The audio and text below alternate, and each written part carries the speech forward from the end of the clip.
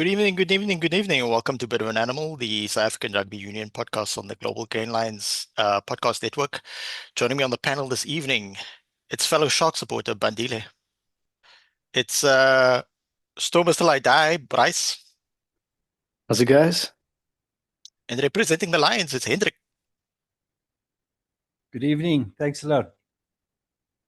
Guys, there's 5 games to review, but there's one on everybody's mind.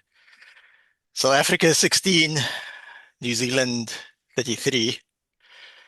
At Ellis Park, nearly full. Bandile, we haven't seen your face in a while. We lost the first game of a 4-match series. Still, it stings a little. It was very unfortunate since we were leading at halftime. But I think it boiled down to not taking our opportunities. We had numerous times to kick in the kickable positions, and we just decided to go to the scrum, and it cost us. We were dominating, but we just couldn't get that finish. Bryce, it's time for Manny Libok to start next week. I've been saying, I've been saying. I think Rassie must stop with the circus and the games and let's get serious. Let's get our best 10 on. Let's get Polo on the bench for insurance. Let's get serious, guys. But yeah, look, I mean, what can you say? I mean, with that dominance in the first half, I mean, our forwards were running through them like I think every second carry Jasper Wiese got was like 5 meters or something, and then marks, and then I'm not sure about Eben, but like the loose forwards were really good on the day. And look, I don't know how long I've been saying this about Sacha, but every time he's at 10, you just don't know, you just don't realize that there's other backline players in the team. Even at the Stormers, you just I don't know. Maybe is it Dobbo that's not coaching him there, because I can't understand if you're getting coached by Tony Brown and this is not like some feedback that you're getting like, oh, we do have a Ches and Cope, we do have a Damon Willemse, we do have a Damon Delindi on the outside, yet we don't see them. In fact, I can't remember how many times Andre Esthuizen was involved outside of that monster carry over Josh Morby. But yeah, in terms of the game, it stung in the same way that that Japan game stung against Eddie Jones. Like we were so dominant, I felt like we were gonna demolish the All Blacks after halftime, and then just little moments, just little moments. It's that after that charge down, I think we all felt that was it. Maybe not like lost, but we just felt okay. No, this is not going to be a Springbok run over. It's going to be it's probably going to be a tight game. We're probably going to win it by 3 points, and then the unthinkable happens. The unthinkable where New Zealand wins a scrum penalty against the Springboks. And I think that was it. I think there was nothing after that. I knew that this game was over. There was no hope. We're gonna have to bounce back next week, because if we start losing scrum penalties against the opposition, then what are we?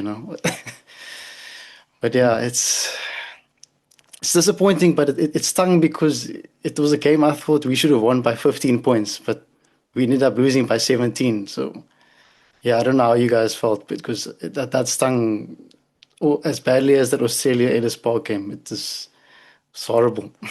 It's an interesting dynamic because the two places they don't want to play New Zealand is Cape Town because of the significant support for New Zealand in Cape Town, and then Durban because New Zealand seem to adapt to the conditions way better than South Africans.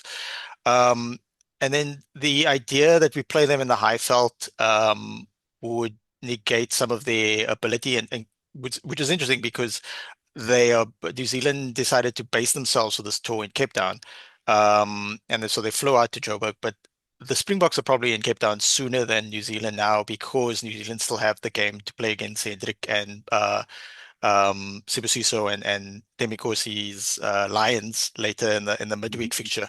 So the one aspect that I kept forgetting to mention on this podcast and others is that I was a bit disappointed that they had so many games concentrated in the series in the Gauteng municipality, when I felt like they could have spread it around a little bit. One game in Gqeberha, one game in Mbobela, maybe a game at the Cheetahs Stadium in the Free State, that type of thing. Those games of, because I mean, yes, there's sort of like a lot of people in Gauteng, but you also get a better chance of like more people getting to watch these games live, as well as sort of like spreading out sort of the financial burden of like just expect all the Gauteng people to buy all the tickets. So it'd be very interesting to see, because it was good attendance for this game, but very interesting to see how many people show up for Lions versus New Zealand midweek. But Hendrik, this was at Ellis Park, your home stadium. As I said, very good Mm. attendance. We've lost now last year at Ellis Park to Australia in a massive surprise. This less so of a Mm. surprise, but not the manner in which I wanted to start the series. No, it's not the manner you want to start any series. And I would say it was actually, from a Springbok supporter's point of view, it was a massive surprise. I don't think if you had asked any true Springbok supporter if they expected a loss, that they would have said yes. I think every true Springbok supporter was expecting us to win. So it comes as a surprise. It comes probably as I don't want to call it a wake up call, because I know that there are people that, especially on social media, that's saying, yeah, no, the Springboks were big headed, or this, or Rassie was arrogant, or whatever. I don't buy into that. I believe every player in the current squad, including the entire coaching team, works really, really hard, and I don't think they take anything for granted. I don't think there's anybody in the team that thought, oh, we just need to pitch up to win this game. So it was a surprise to myself. Not so much the loss, because with the All Blacks, it's always on the cards. A 1 or 2 or 3 point loss is always there. Even the score line wasn't the worst thing. The worst thing to me was the 5 tries to 1. That I think that the scoreline, in a sense, flatters the Springboks, unfortunately, because 5 tries to 1, the scoreline could have been much worse. So that was, to me, that was the main thing. The other thing about the match specifically that bugs me, and I don't know how to what to make of it and how to understand this, was our scrum dominance was really, really good. Even until, let's say, close to the 50th minute, we were just all over them with the scrums. But we never managed to convert the scrum dominance to points, and we didn't manage to convert the scrum dominance to game dominance. Apart from the actual scrums, we didn't dominate the game. And unfortunately, you can talk about this all day long. Those that 7 minutes, actually, or close to 7 minutes, that we spent scrumming, like 5 or 6 meters from their try line, and we didn't score any points. We had scrum dominance. Nothing happened. In the end, they got a penalty against us, and they got out of there without us scoring points. That was the one of the major questions that I have, and I don't necessarily have an answer to that, except to say that if you play the second best team in the world, maybe take the 3 points, go back, regroup, start again. And I think, obviously, hindsight is the best teacher. So it's easy for us to say that that's what they should have done, but they backed themselves. And if we go back to the World Cup, there were times that the Springboks backed themselves, and it worked. So you can't penalize them for that. The other area that I rewatched the match today, and I made some careful notes. Was we were totally outplayed at the rucks. Turnover ball was just it was it was deadly. The All Blacks were just deadly, and we know from experience.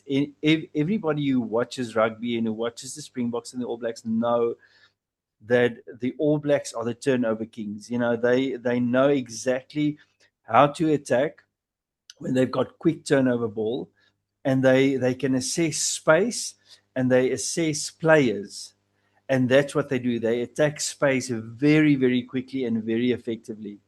So all in all, really sad.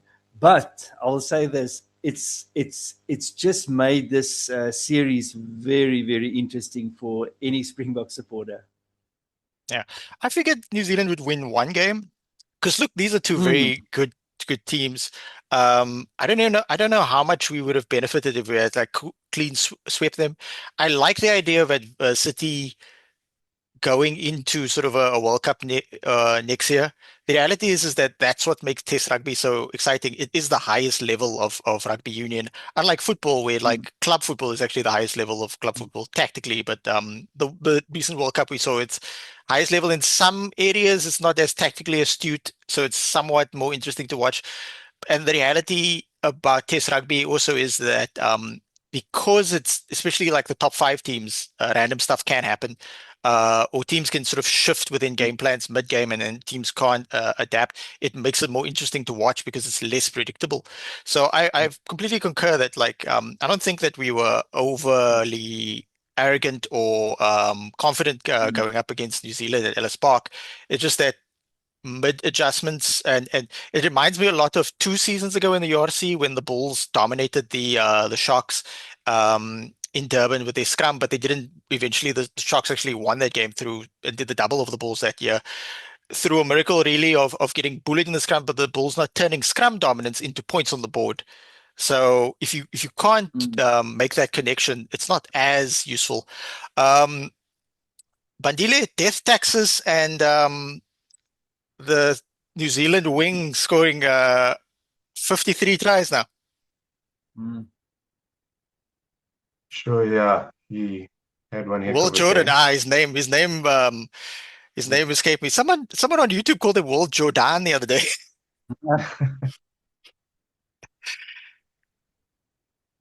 I just feel with that scrum dominance, I think a card should have come out there. I feel like he was a bit more, he seemed to be a bit more, I wouldn't say lenient, like maybe giving them a bit more benefit of the doubt in some areas. And then we committed one offense in R22, and then he got a card. Yet we were in the in the red zone for quite a while, and they gave away a few penalties, and not even a warning was given. So it does happen in the game, but I just felt that that had a huge effect on the game. A little bit of inconsistency. Bryce, you concur with that assessment of like our execution in key moments was lacking? I mean, how can you not? I mean, the one that stands out is the Malcolm Marks, which is it's so strange how I don't know how many caps Malcolm Marks is on, is something 90 or 80 something on, but yet he still made a mistake like that. So I don't know what is it up with Ellis Park, because it was the same thing against Australia, where even seasoned players all of a sudden can't put the ball down over the try line. So I think, like New Zealand, we need to learn to not play at Ellis Park. I think that's the lesson we need to take out of this. New Zealand shouldn't play at Wellington. We shouldn't play at Ellis Park. Every game should be played at either Mbombela, Mabega, or Bloemfontein. Easy 3-0 sweep, no problem. But another thing I did, I think I saw the stat that we kicked 17 times and New Zealand kicked 18 times. And another thing that a commentator pointed out is that whenever the Springboks kick less than 20 times, they lose the game. It's something I couldn't believe, but it was true. Like every time we kick less than 20 times, we lose the game. And in this game in particular, I think that period where we went for scrums for 7 minutes and the pick and goes and the 3 pointers, we kind of, we kind of lost our game. We kind of went away from our strengths because, yes, we like to say our scrums are our strength, but it's actually the kicking, the kicking, and then we win the ball back, and then we swing it out to the wings, and they do some magic over broken field defense. That's our DNA, but we hardly ever saw that. I can't even remember when we attacked off broken field in that game, and New Zealand must have done it 3 times in that game.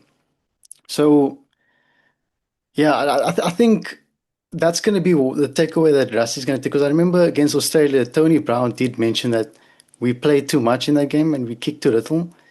And I think the coaches are going to say the same thing in this game. They're going to say we didn't give ourselves enough chances of broken field. We didn't kick enough, and that's going to be the takeaway from. And I think going into going into next week, we're going to see a lot more bombs, and I think we're going to tone it down on the 7 minute scrum periods because I think this is not MMA. We're not here to beat up the opponent. We're here to get points on the board. So yeah, that's my take of it.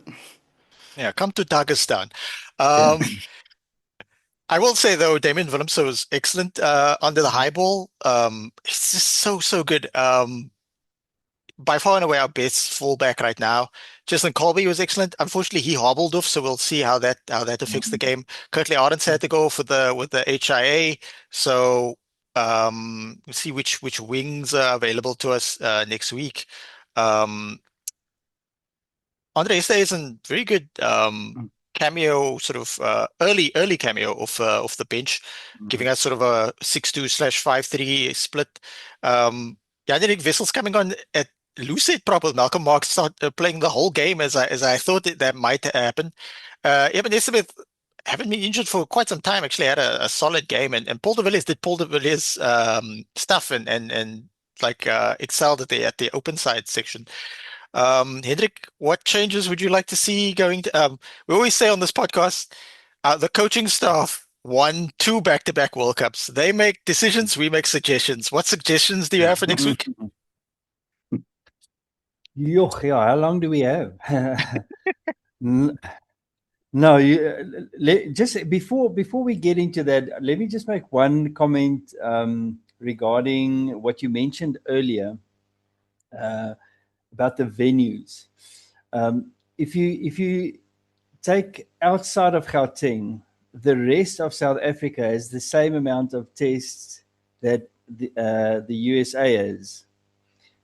So if you think about it in that way, I was as disappointed to know that the rest of South Africa, let's not even go to the ticket prices at the moment, but just the fact that the only test out of Gauteng is in Cape Town. That's I want to use the Afrikaans word teleurstellend. It's disappointing, but nevertheless, let's leave that there for now. We were talking about what changes.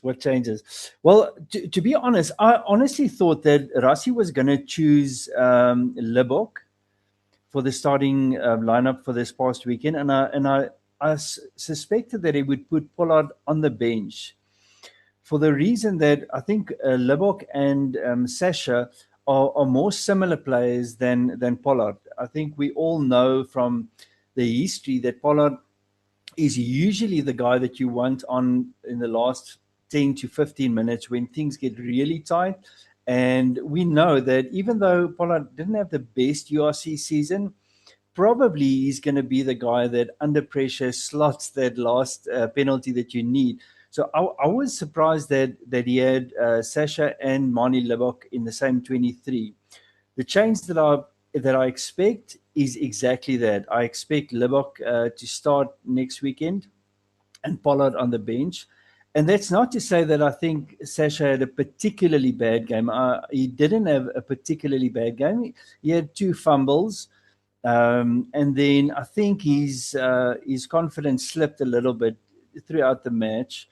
But it wasn't that bad, really. Social media makes it out to that him and Grant Williams had shockers, but they didn't. If you really go and rewatch the match, they actually didn't have bad matches as much as social media would make it sound. Hmm. Um, Further, I would love to see Andre Esterhuizen in the starting lineup. If he's, I'm not sure whether he also had to come off with an injury at some stage. Um, but I would love to see Andre Esterhuizen get a starting berth. Um, Regarding our wings, it would be a major blow to us if those two wings can't play next week. We know Cheslin Colby. I mean, that guy is just worth his weight in gold. Regarding Cheslin and Sasha, I would have said this: there was about two quite easy kicks at poles that Cheslin took in the beginning. And I would have loved to see Rassi give Sasha the instruction to take those kicks to get his confidence up, because that would have helped him, I believe, in terms of his goal kicking. I don't think Cheslin Colby is the long-term answer for goal kicking. It should be the number 10. The number 10 should have the skills to do that and the confidence in the long run. Um, Other changes, there's not a lot of changes that I would like to see. It sounds like Sia is making a comeback. I know that it really seems that Sia's presence in the team lifts the team emotionally. It always seems that way. It seems that he lifts the nation emotionally. So I suspect that's going to happen. I still think Paul de Villiers had a really good match, and it would be difficult to choose between the two of them, except that Sia, his worth as a captain, might bring a bit more to the table at this stage. The other thing that I would like to see is the front row staying on. As long as you're dominant, let them stay on, let them go the full 50 minutes or 55, and then change your front row. But I do believe we need to see Thomas Eto'o somewhere in the mix. um, I don't like to see too much of this hybrid player situation at the moment, where Jan Hendrik Wessels and Andre Esterhuizen and Marco van Staden and um, who's the other guy? Grant Um, Williams played on the wing. yeah, but especially where it's planned, where there's too much changes, or where players are too often hybrid players. Especially on hooker, you need a specialized hooker. You need a specialized guy at nine, on wings, wherever.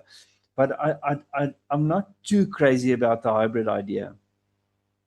It's interesting because like the thing that disappointed me was is we were looking pretty solid and but we weren't executing, especially in the first half. But there was only a 1 point difference in the first half, so no panic Hmm. stations there.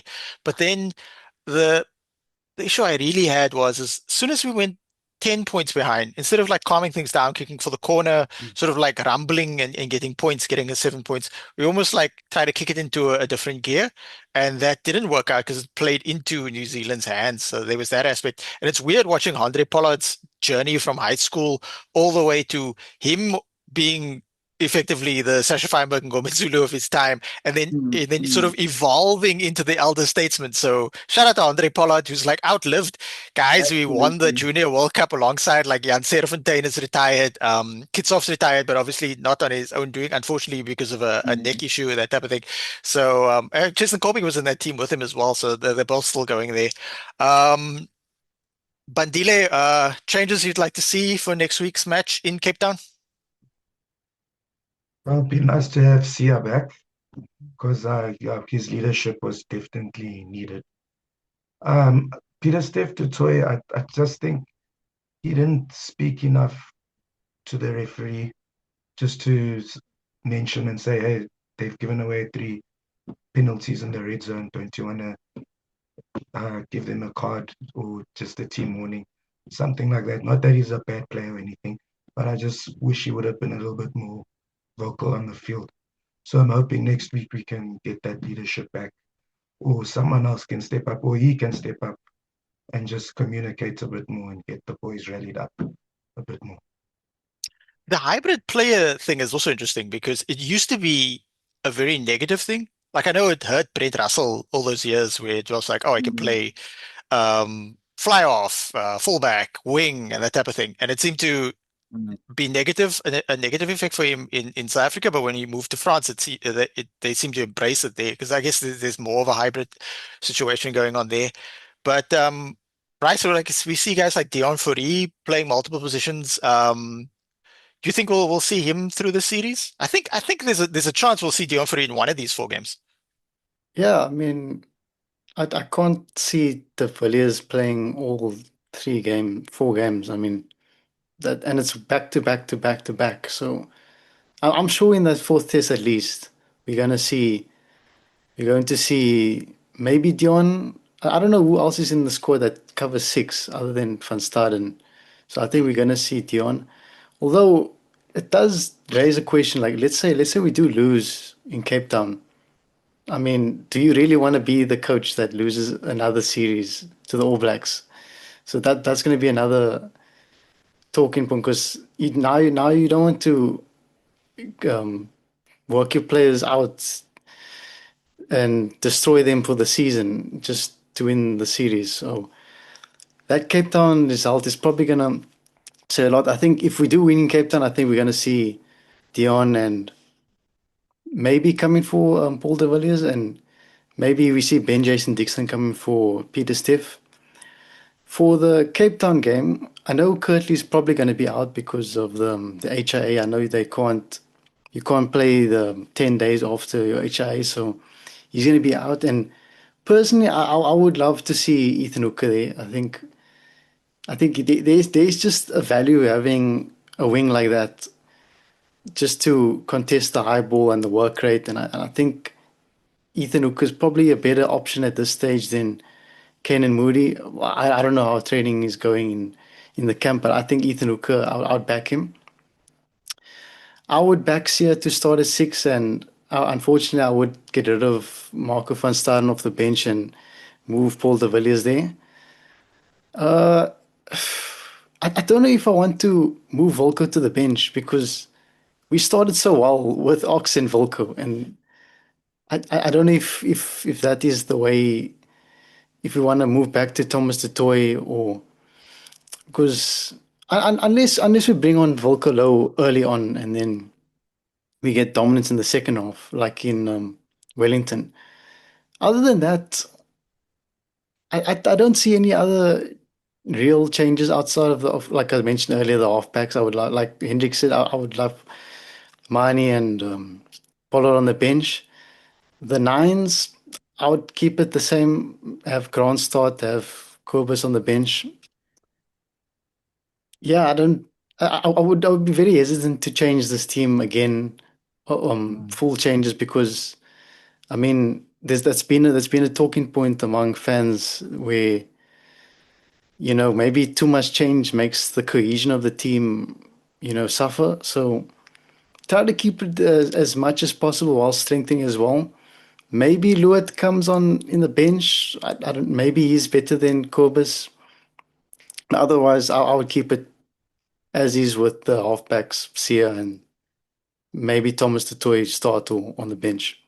What's going to be interesting to see is that there's unlikely to be that many changes other than the enforced changes due to injuries mm, and or HIA, that type of thing.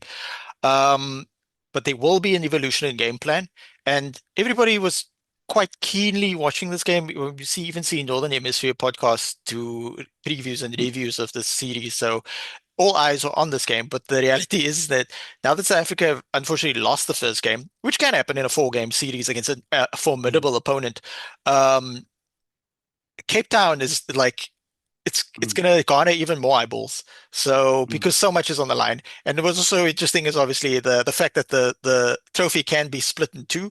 So mm, like if it does go down to a draw, the series itself, both nations can keep halves of a trophy, which is an interesting concept because going into the series, I was like, oh, why are we doing this all four? Because it could go through a draw, and a draw sort of mm, feels mm. anticlimactic. Guys, that's that rounds off our review of the first game of the Rugby's Greatest Rivalry. We'll take this moment before we get to the Currie Cup coverage to remind everybody, if you're finding value in this podcast, please like and subscribe. Get in the click the notification bell. We've ported a bit of an animal to its own YouTube channel, like the Irish podcast. The Interpro show did the same. So we're all sort of evolving from the Global Gainline. Still continue to watch the Global Gainline. Still a lot of good coverage on there. The URC Rewind is there. The Mulsi Journal, they just did a review, sort of their perspective on the greatest rivalry. So yeah, and thank you for everybody who's watched this so far, gentlemen. Currie Cup, the longest running rugby union tournament in the world. Started on Friday. There were 3 games on Friday and 1 on Sunday, just to give the Springboks all the attention on Saturday. No women's Springbok game this weekend, unfortunately. We did do the double on Fiji last week. We rounded that off, but the game started on Friday when Griquas overcame the Pumas in Mbombela. Usually the Griquas are winning in Kimberley. Hendrik, Griquas look really good. They're the defending champions. They have like a heated rivalry for the Pumas. They keep meeting them in the SA Cup final.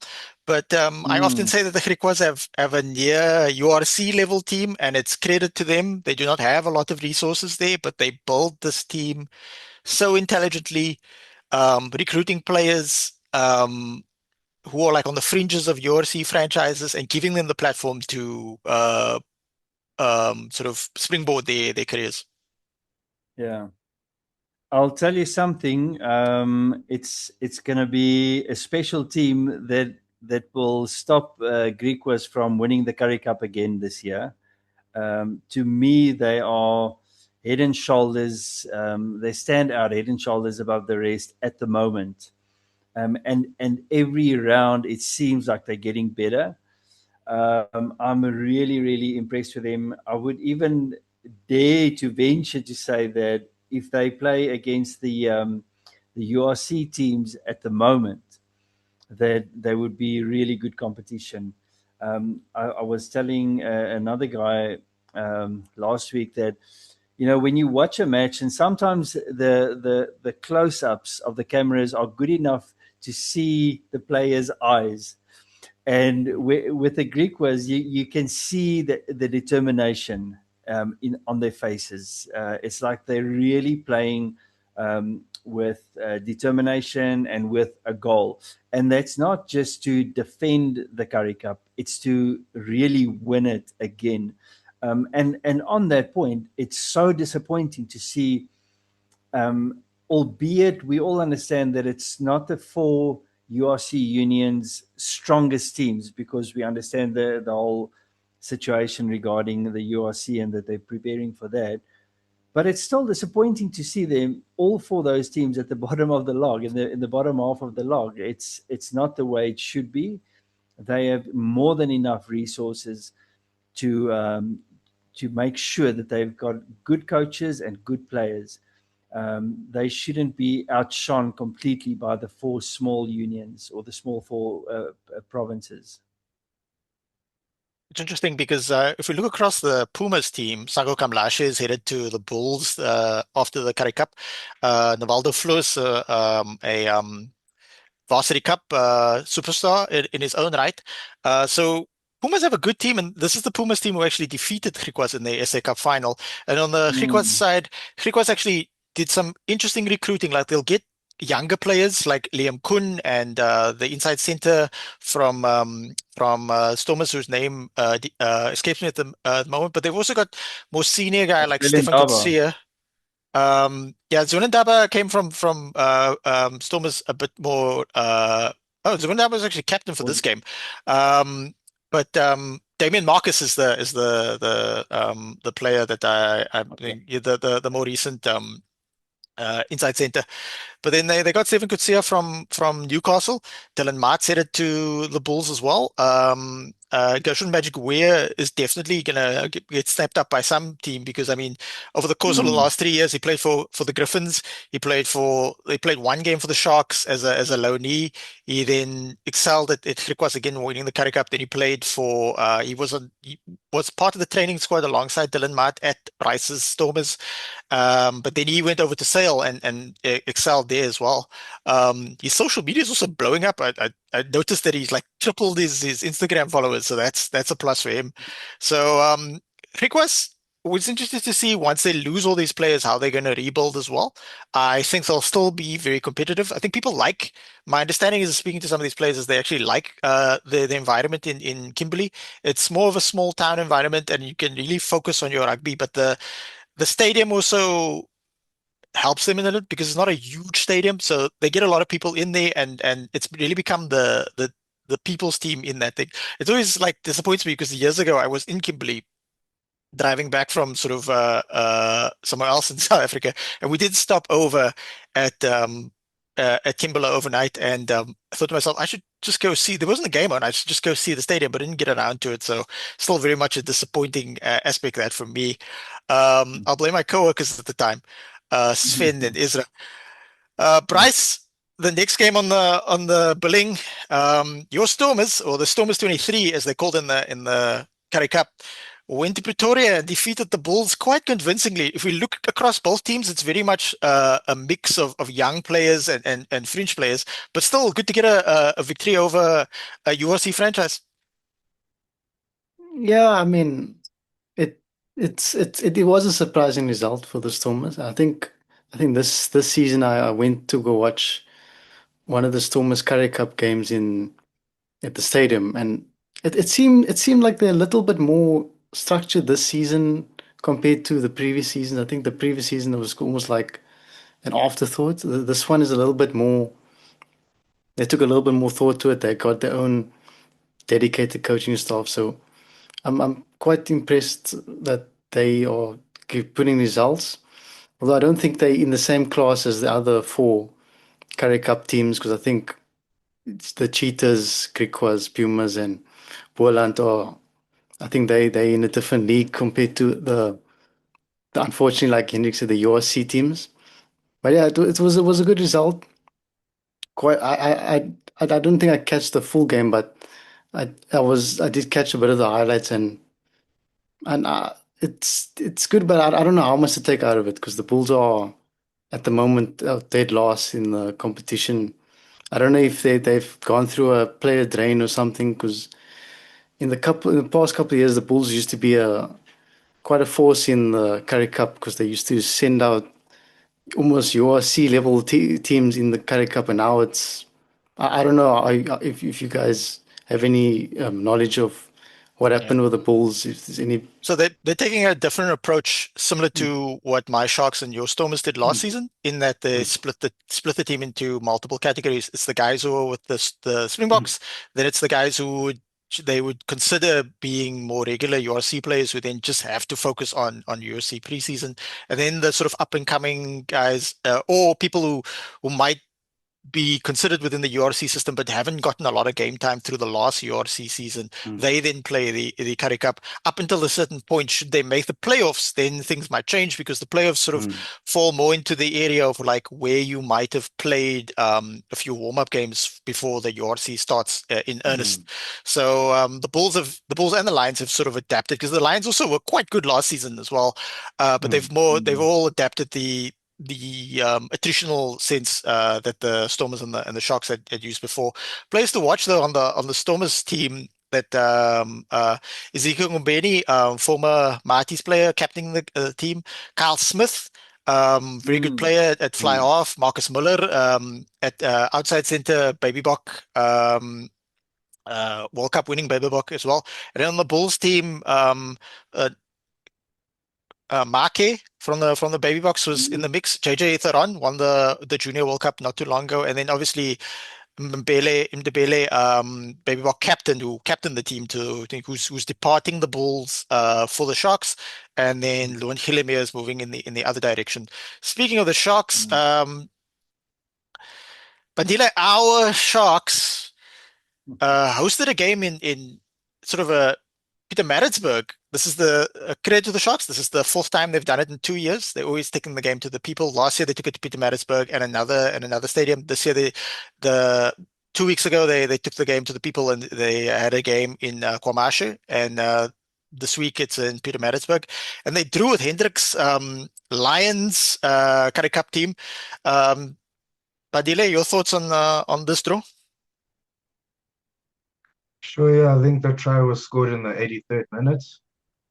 It looked like the Sharks had won the game, and then the Lions managed to score but just missed the conversion, which a draw was better for, well, yeah, would have been better for us than them in that moment, since they lost the conversion. Sorry. Yeah, I just feel like we started well and we just couldn't finish in the last few minutes. Maybe it's a question of conditioning. But I think with the new URC system, they have to give younger players a chance to play, and because the URC is basically almost the whole year. It's a very long tournament, so you have to get creative in how you rotate your squads. Yeah, players to look out for on the Sharks billing would be Loan Gilame had a very good game again. I think he got man of the match. Hendrik can tell us about that because he actually watched the full game. Loan Gilame, like I said, is headed to the Bulls. Unfortunately, I'm not overly enthused about that. Jakub Purchase had a good game again. Baby Bok winning, World Cup winning, Rasivaga, good game on the wing. Overall, it's a very sort of youthful front row again with Rambo Kobeka, Liam van Wyk, and Ngobese. Jacques Marais is making his first appearance in the Currie Cup this season. Sia Masuku was on the bench alongside Albie Bester. It's reasonably consistent Sharks team that they selecting in the Currie Cup. Changes here and then. Obviously, when the New Zealand game was around as well, there was some rotation as to that as well. Hendrik, this was the first competitive senior game for Baby Box superstar Ethan Adams. I was so happy to see his name on the sheet. I expected him much earlier in the season. I was disappointed in the Lions coaching staff that he hadn't made an appearance sooner. I mean, that guy is something. I will say this, based on his build, I'm not so sure if his future lies in the backline, to be honest. I used to coach as well, and when I see him, I see a hooker that's gonna cause chaos internationally. But I mean, he lives up to his nickname, the Tank. You know, he's an absolute force of nature on the field. And what I really like about him is his positive attitude. You can just see him whenever the camera focuses on him, he's like positive and he's enjoying the rugby. And to me, that's one of the most important aspects, especially for professional players, when you see that they enjoy rugby. I would say, just to come back to the rest of the Lions team, I'm really excited about guys like Likona Finca, Laticanella, who was also sort of discovered in this year's Currie Cup. Those guys, even Guillermo Mentu, who had a really good match on Friday as well. So there's a lot of players, but I do believe that the URC franchises are going to have to maybe look at a little bit of balance in terms of utilizing some of the URC players, because it's a great way to keep those guys in match fit condition. But now it seems like with all four of the URC unions, they've kept the URC players absolutely one side. And by the time that the URC rolls in, that will be their first matches. Their first match in the URC will be their first match in many months, apart from the matches against the All Blacks. So I would love to have seen a bit more wisdom and not saying that they must play the entire squad, but maybe have a lock in this match, and maybe one of the front row guys and a center or whatever, just to keep also the cohesion between the entire group, um, just to keep the cohesion better within the mix of all the players. Interesting. Yeah. There's sort of a balance to that. Mm. And then they might counter argument of like, oh, we need to wrap these guys in cotton wool because like last year, um, um, the Sharks like tore his knee and then he wasn't available for this after the URC. But there's definitely pros and cons. I've never actually seen Rendo du Plessis start for the Lions at 8, Hendrik. How did he go as it relates to that? Mm. He was fantastic. I'm a big Renzo du Plessis fan, and I unfortunately went off somewhere just before 30 minutes or so with the I think it was an HRA. I'm not 100% certain, and then he never came back on. But he went really well. He's such a good ball carrier. And I'm disappointed. That's one of the things that I need to write an email to the Lions about, is that this was only his first start of the season. And if you consider that 2 years ago he was the actual player of the tournament, and he's not become worse, he's become better. So I was disappointed that this was his first start, and then also it was a little bit out of position. But I mean, eighth man is still within his range. So yeah, that was. I'm sorry for him that he had to leave the field as well. But he's to me he's part of the future, and unfortunately, the Lions.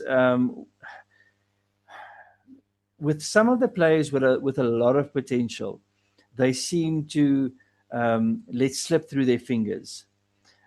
Because somebody like Renzo will be picked up, even if it's an overseas team, French side or whatever. Somebody's going to pick him up if he doesn't get more playing time. The same with Reinhard Jonker, who only got selected in the URC towards the end of the last season, like the last 3 matches when Henku van Wyk got injured. And I mean, Reinhard Jonker is such a good player. He should be in the mix there.